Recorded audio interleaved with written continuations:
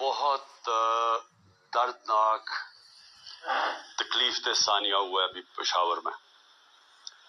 اور دہشت گردی کے اوپر پھر سے بات چیت شروع ہو گئی۔ ایک وقت پہ بہت بڑا موضوع تھا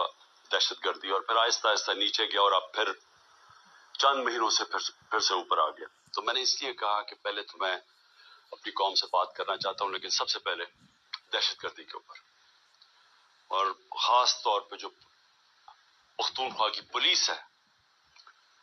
ماضی میں بھی یہ قربانیاں دیتے رہے۔ جب ہماری 2013 میں حکومت آئی تو تقریباً 700 پولیس والے شہید ہو چکے تھے، اور وہ میں اس کے اوپر ابھی بعد میں بات کروں گا۔ اور پھر ان کی قربانی دیکھ کے تو میں نے سوچا کہ آج میں اس موضوع کے اوپر بات کروں، کیونکہ مجھے افسوس سے کہنا پڑتا ہے